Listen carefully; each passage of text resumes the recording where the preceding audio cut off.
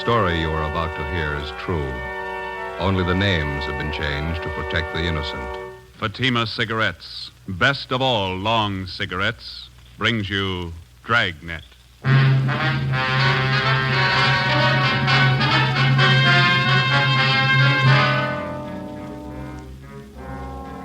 You're a detective sergeant. You're assigned to hit-and-run felony detail. A dead body is found in the streets in the early hours of the morning. There's only one clue, a set of skid marks on the pavement. Your job? Find the killer. If you want a long cigarette, smoke the best of all long cigarettes. Smoke extra mild Fatima.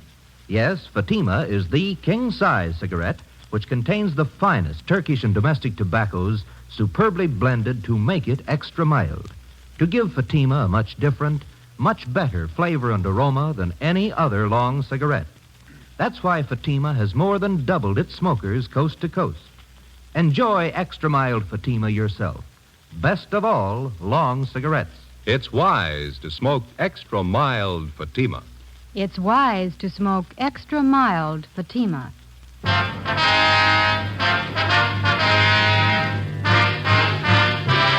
Dragnet, the documented drama of an actual crime. For the next 30 minutes, in cooperation with the Los Angeles Police Department, you will travel step by step on the side of the law through an actual case transcribed from official police files.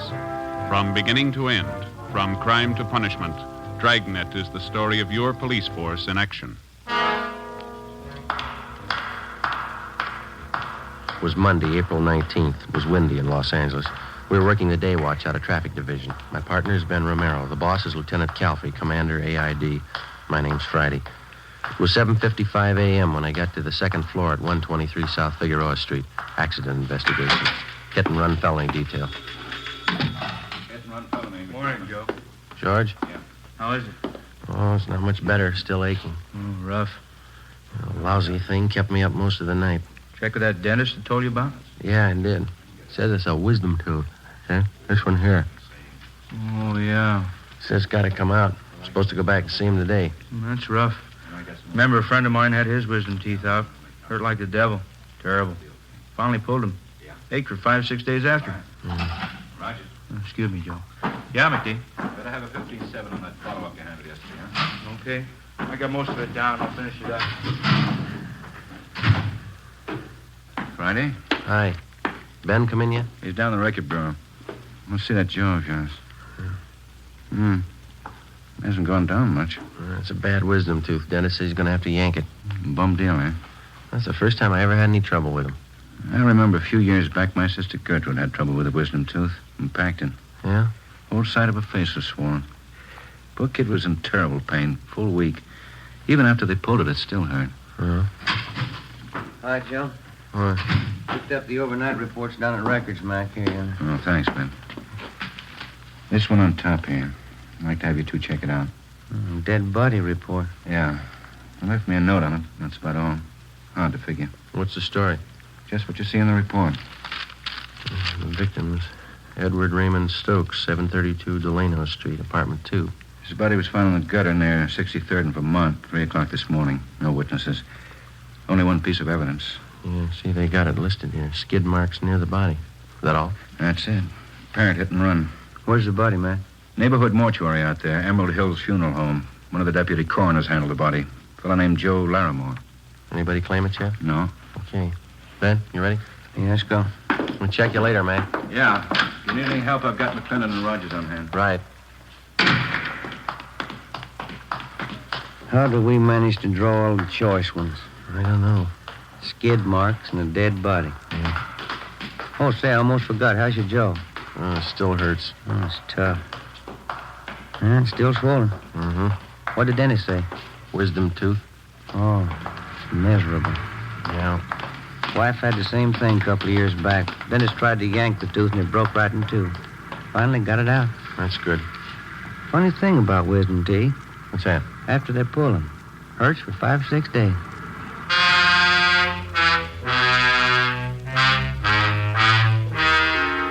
.33 a.m. Ben and I drove out to 63rd and Vermont and rechecked the spot where the dead body of Edward Stokes had been found.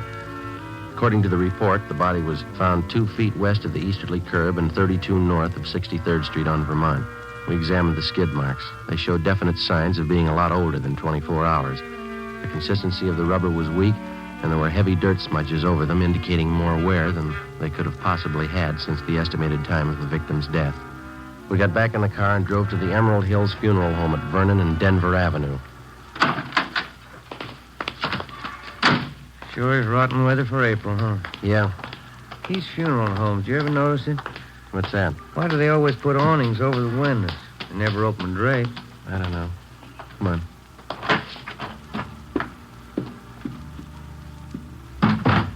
Funeral going on.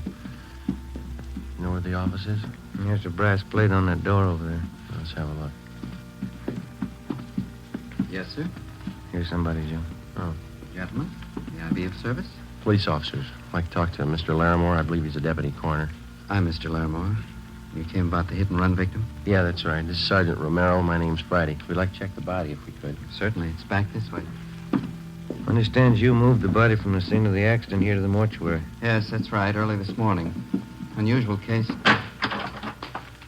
Careful, there's 2 steps down just inside the door. Oh, thank you.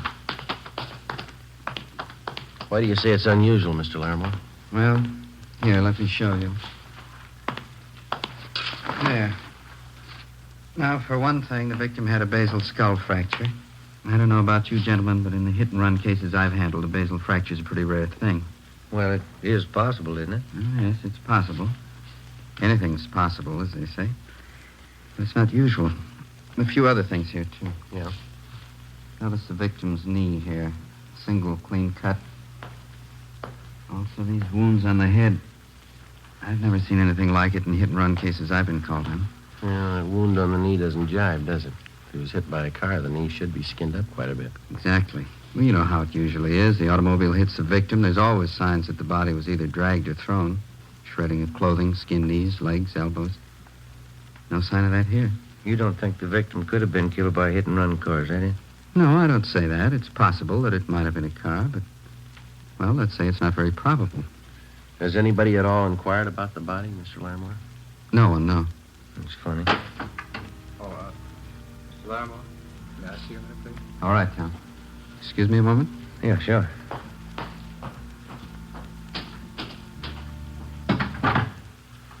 Well? Yeah. Where do we start? I don't know. Maybe we won't have to. Another lead like this, and we can turn it over to homicide. Sergeant? Yeah? There's a young lady in the lobby. Yeah? She wants to claim the body. The girl was shown the body. She identified it as that of Edward Raymond Stokes. She gave her name as Marion Fuller, the victim's common-law wife. After she recovered from her shock, she asked if she might sit down for a while and rest. We took her into one of the offices in the mortuary, and Ben got her a glass of water.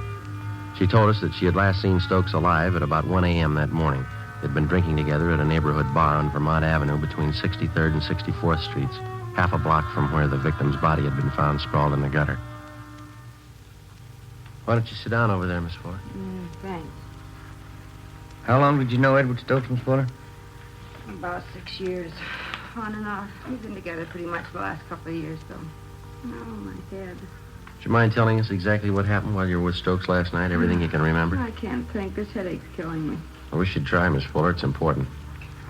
Well, Eddie and I had dinner together at the Spanish Oven, place down on South Fig. That was about 7:45. Then we drove out to the Brown Barrel on Vermont, the bar I told you about. Yeah. Eddie and I go there most of the time. We stayed there and drank, played a little shuffleboard. Yeah, go ahead. Oh, we stayed too long. Drank a little too much. I started talking to this fella next to me, and he got sore. Always got jealous when he was drunk. Poor Eddie. Did Eddie fight with this other man, Miss Fuller? No, I stopped him. That made Eddie mad. He never could drink right. He always wanted to pick a fight. Who was the other man, you remember? No, I don't. I guess I had a lot to drink, too. He's just some guy at the bar. His headache. Well, it's not going to take much longer. Just a few more questions. That organ's getting on my nerves. What happened after you broke up the argument between Stokes and the other man? Oh, nothing. We stayed in the bar. Eddie played shuffleboard most of the time. I was one of the booths drinking. Yeah?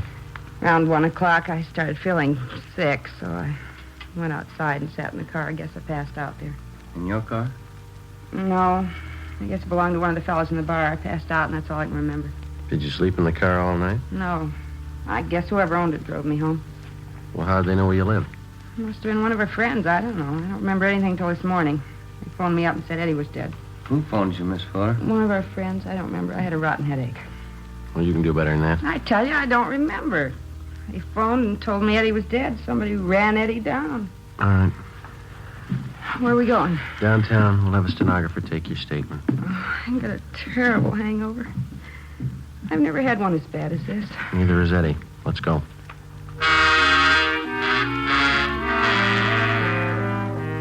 On the way back to the office, Ben stopped at a drugstore and I picked up a box of aspirin. The wisdom tooth was giving me trouble again. The clerk at the soda fountain fixed something for Marion Fuller's hangover. When we got her back to the office, we questioned her for more than an hour, but she gave us only one additional piece of information. The victim, Eddie Stokes, had been married before and divorced. His ex-wife lived out in the valley with their 2 children, and on several occasions she came to see Stokes at the Vermont Avenue bar when he failed to make the monthly payments for the support of the children. Each time they'd argued bitterly. We had a police stenographer take the Fuller woman's statement, and then she was released. 10:45 a.m., Sergeants Rogers and McClendon were assigned to check out the Vermont Avenue bar where Stokes had last been seen alive. Ben and I drove out to the valley to the home of Catherine Stokes, the victim's former wife. She met us on the front porch. Inside, it sounded like one of the children was practicing the piano. We told her what had happened. Last week, I think it was. Yes, Thursday last week. Eddie hadn't sent any money for the kids' support for 3 months. I hated to chase after him like that. There wasn't anything else I could do. Where did you meet him, Miss Stokes? That bar he used to hang around. It's over on Vermont, called the Brown Barrel or something. Mm-hmm. Oh, wouldn't you like to come inside? Yes, thank you. Do you happen to know anybody by the name of Marion Fuller? Yes, Eddie mentioned her. It was a man seeing a woman like that. Do you know anything about her at all? No. Whenever I saw Eddie, he'd mention he was running around with her. Guess he wanted to make me jealous. Was your husband a pretty heavy drinker? Yes, he was. So I got the divorce. Eddie was such a fine boy when we got married. Good home. You didn't know any of the people he'd been running around with lately? No, just the Fuller woman, that's all. Can you think of anything at all that might possibly have a bearing on his death? No. Eddie was probably drinking, wandered in the street, and a car hit him. I don't know. Oh, there's the bakery man. I've got to get some bread and a few things. Excuse me? I think that's about all, don't you, Joe? Yeah. I'll tell you, I'll leave our card here, Miss Stokes, in case you want to contact us for any reason. All right. It was so wonderful when we were married, Eddie and I. My folks gave us this house as a wedding present. We got wonderful presents. Yeah. We had everything we wanted. A car, nice house, kids. It was wonderful till he started drinking. Then everything went. His job, everything. Started all of a sudden. I never knew why. Yes, ma'am. How do men get that way? How do they start? I don't know. We only see a part of it. Yeah? When they finish.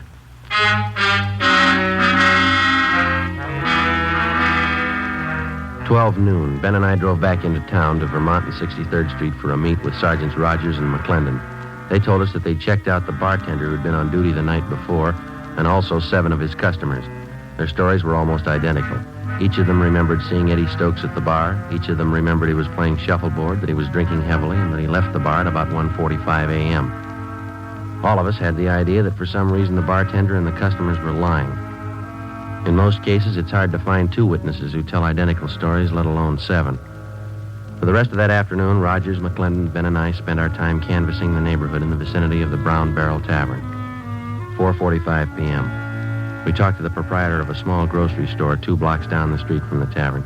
He told us that he rarely visited the bar, but that he thought that the man who ran the butcher shop next to his place, Mr. Eugene Murray, was a regular patron of the Brown Barrel. So we went next door. Would you make that 2 pounds of ground round, Mr. Murray? We're having company tonight. Yes, ma'am. 2 pounds. Nice-looking meats, huh, Joe? Yeah, the steaks look good, don't they? Mm-hmm.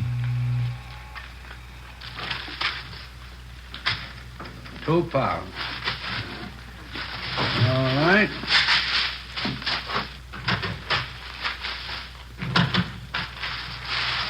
Anything else now, Mrs. Gibney? Got some nice fresh kidneys today. No, George won't touch kidneys. That'll be all. You put it on the bill, won't you, Mr. Murray? Yes, ma'am. Thank you. You're welcome. Yes, sir, gentlemen. Can I help you? Police officers, Mr. Murray. I'd like to ask you a few questions. Oh, sure. Glad to help out if I can. Have you ever been in the Brown Barrel Tavern down the next block there? Brown Barrel? I go there all the time. Say, would you mind if I fix up an order while we're talking? The customer's going to pick it up in a couple of minutes. I don't like to keep him waiting. Sure, go ahead. I got to go to the ice bar. When's the last time you were in the Brown Barrel, Mr. Murray? Last night, wife and I went to the movies. One of them English pictures. Lousy picture. We dropped in at the Barrel on the way home for a beer. About what time was that? Pretty close to 2. What's the matter? Some kind of trouble? Did you notice anything unusual while you were in there? Anybody fighting or arguing? No, we were only in there a couple of minutes, but now that you mention it, there was something funny happen. What was that? Well, the bartender Carl and a half dozen of the neighborhood gang were back in one of the booths talking together. They seemed kind of nervous, and none of them seemed to be having a good time. Yeah. The wife and I yelled hello at them, but they kind of gave us a go-by. Then this drunk came up to us. And he, say, officer, would you reach that knife for me? Which one? That one. Oh, yeah, here you are. Yeah, thanks. Go ahead. Yeah, well, this drunk came up to us and whispers to me, say, you better get out of here. There's been a fight. Hey, isn't that a beautiful piece of meat? Well, I didn't pay much attention to him. He was pretty drunk, could hardly understand him. I guess they have a lot of fights in there anyway. Is that all he told you? There'd been a fight? Yeah, that time. But he came back a couple of minutes later and whispered the same thing. You better get out. There's been a fight, he said. The wife and I just laughed at him. Mm-hmm. He said, I know all about it. A guy's been murdered.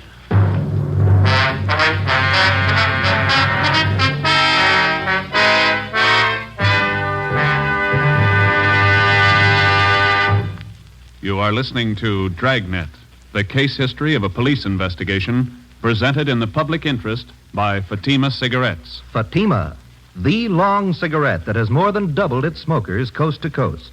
And there's a very good reason for this amazing increase. Men and women everywhere are finding out it's wise to smoke extra mild Fatima. I agree, says Vic Hyland, sports columnist. I agree, says Shirley Gelman, registered nurse. I agree, says Frank Fenton, author. I agree, says Nancy Appel, news writer. Yes, all agree it's wise to smoke extra mild Fatima. So, enjoy extra mild Fatima yourself. The king-size cigarette which contains the finest Turkish and domestic tobaccos superbly blended to make it extra mild. You will prefer Fatima's much different, much better flavor and aroma. You will agree. It's wise to smoke extra mild Fatima. It's wise to smoke extra mild Fatima. Best of all, long cigarettes.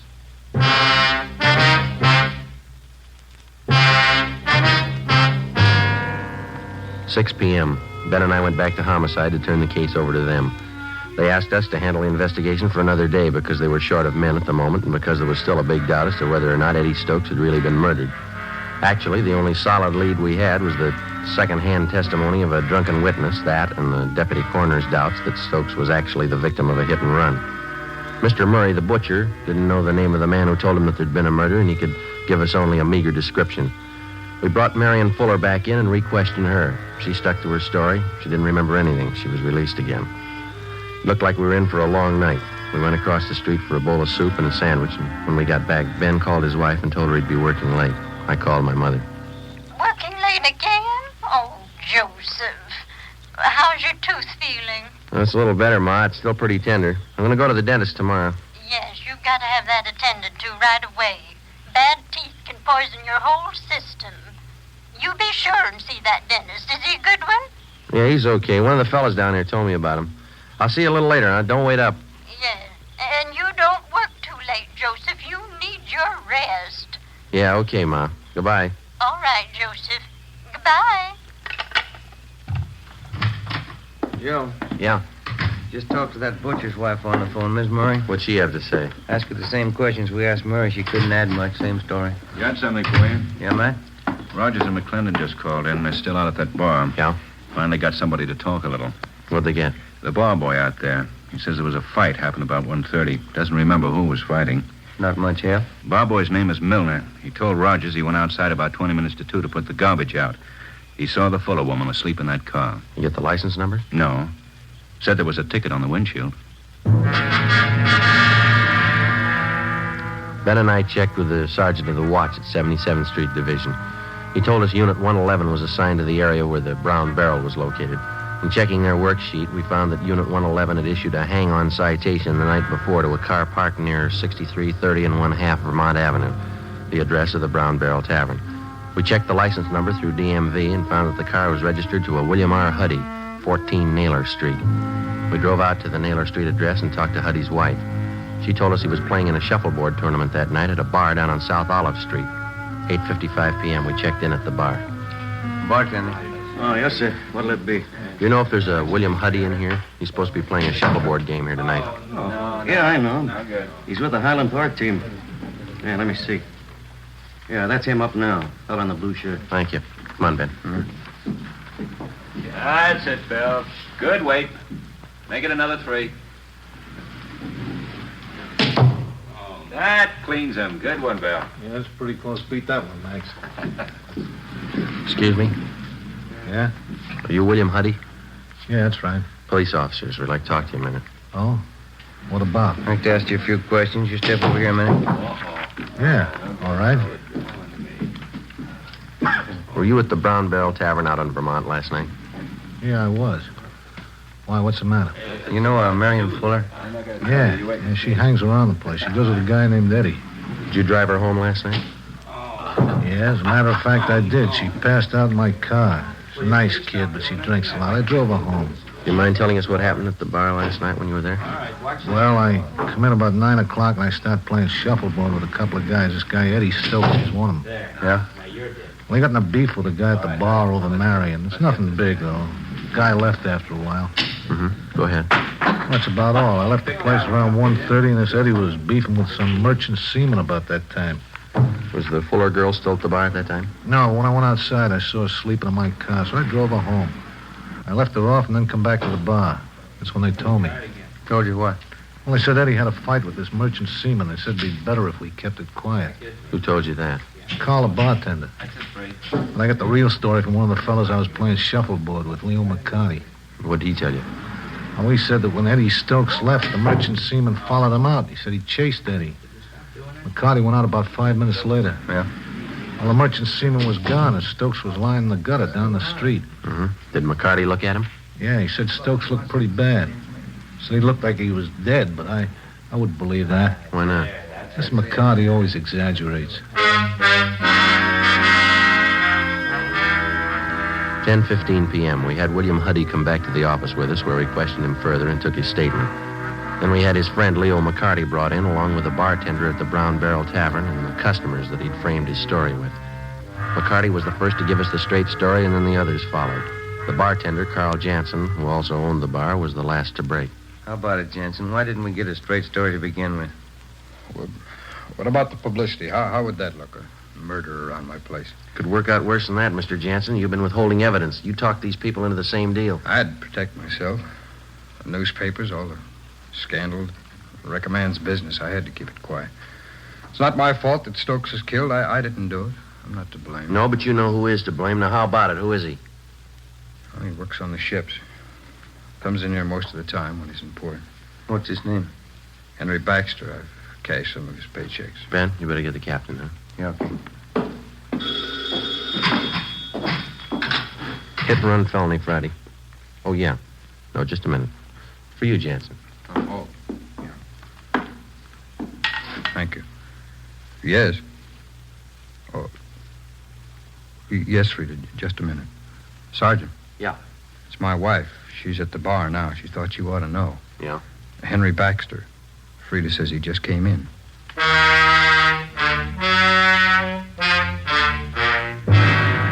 I talked to Jansen's wife and told her to delay Baxter as long as possible without arousing his suspicions. 11:25 p.m. Ben and I and Mr. Jansen, along with Rogers and McClendon, drove out to the Brown Barrel Tavern on Vermont. When we got there, Baxter was gone. Mrs. Jansen told us he was pretty drunk by the time he left the bar. She'd watched him go down one block, cross the street, and then enter a small nightclub on the opposite side called the Pink Shamrock. She'd been keeping an eye on the place, and as far as she knew, Baxter was still inside. We went down the street to the nightclub. Rogers and McClendon covered the back entrance. We got inside in the middle of a floor show. A blonde was doing some kind of a dance. Can you spot him, Mr. Jansen? No, I don't see him yet. How about over on this side, back in the corner there? No, he's not there. It's so dark in here, I can't see too well. There's the rear exit to the place. He could have slipped out that way. Gentlemen, like to have your picture taken? Souvenir photograph? No, thanks. Maybe we better check with the waiter, Ben. Sergeant, just a minute.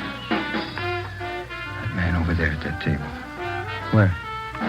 Yeah, I'm almost positive. Where? Right there, next to that pillar. He's just behind it, you see.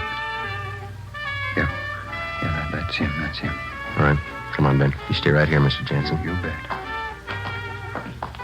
Waiter. Hey, waiter. Another Coke High. You waiter. Another Coke High. Your name Henry Baxter? Yeah, that's right. What? Police officers like to talk to you. Yeah. Well, sit down. Outside. Outside nothing. Came to see a show. Let's go outside. Come on, Baxter. Hey, wait a minute. What's the beef anyway? You know what the beef is? Sure, I know what the beef is. Come on, let's go. The lousy punk Eddie Stokes trying to give me a bad time. Now he knows what a bad time is. All right, Baxter, come on. Lousy punk Stokes. I showed him how it's done. You keep your voice down. I slugged him. Pounded his head on the curb. He was drunk. He never knew what happened. Come on, outside. Hey, everybody, I killed Eddie Stokes. I killed him.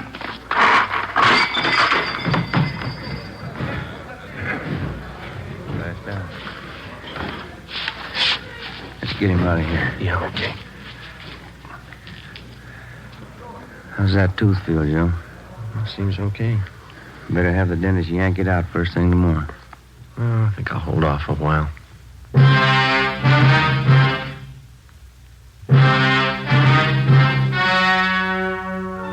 The story you have just heard was true. Only the names have been changed to protect the innocent. On July 30th, trial was held in Superior Court, Department 87, City and County of Los Angeles, State of California. In a moment, the results of that trial. It's amazing how many long cigarette smokers are changing to extra mild Fatima. Here is the actual report.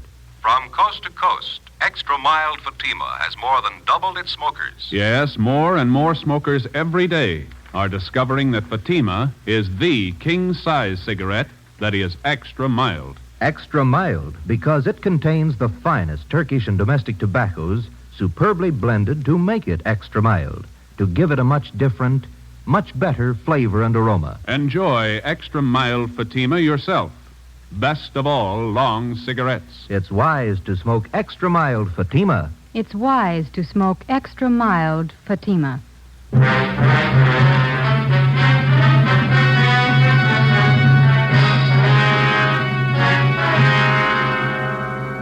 Henry John Baxter was tried and convicted in Superior Court of manslaughter. He received the sentence as prescribed by law and is now serving his term in the state penitentiary. You have just heard Dragnet, a series of authentic cases from official files. Technical advice for Dragnet comes from the Office of Chief of Police W.A. Wharton, Los Angeles Police Department.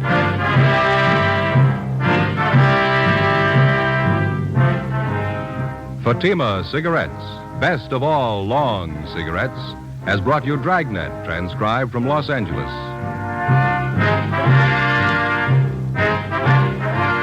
Sarah Berner stars in Sarah's Private Caper next on NBC.